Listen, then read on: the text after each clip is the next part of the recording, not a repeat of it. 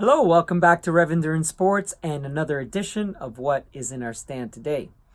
Today we have a bike that came to us from a customer who has just come back to the United States. She was stationed in Japan for I don't know how long, but she was stationed there. She's moved back here to Southern California.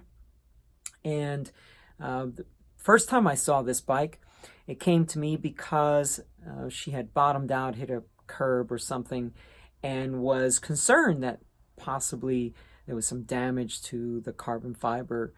And I looked it over and I thought I didn't see anything but maybe a small nick in the paint, and it was superficial. And in my professional opinion, I thought the bike was roadworthy. So then through a couple other discussions and emails,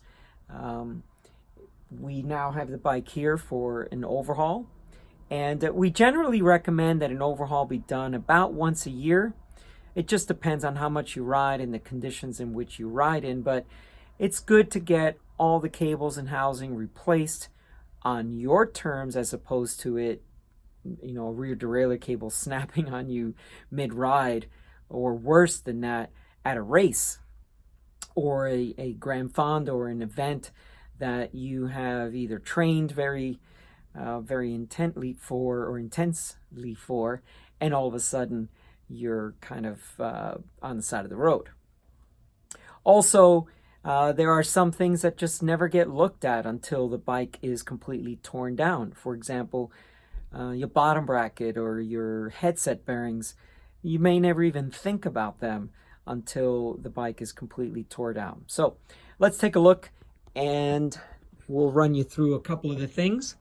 So this bike is built now with the new 7000 series of 105. And, from far enough away, this could look like a Dura-Ace or an Ultegra. It takes a lot of the styling cues with the two-tone.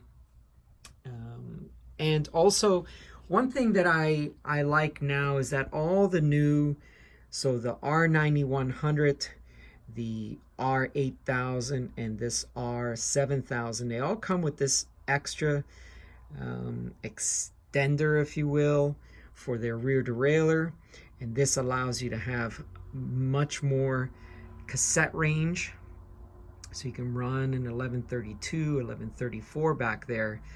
And these are called, we call them long cage derailleurs, but Shimano calls it a mid, and they call it a GS, and then the short cage derailleur would be an SS rear derailleur. All right, so we're going to replace all the cables and housing, and we're using genuine Shimano cables and housing, Chinelli bar tape to replace the black cork bar tape that she currently has, and then we're using the R7000 series cables and housing for the shift cables. So this is a nice bike that is very well equipped. It's a commuter, so it has the convenience of a flat pedal on one side and then the SPD for being clipped in, which is actually a misnomer. It's clipless, but that's okay. So please, if you get a moment and if you're interested, please subscribe to the channel and make comments, if you will, and questions, and I'd be happy to answer them. And also hit that little notification bell so that you know when I've posted a new video. All right.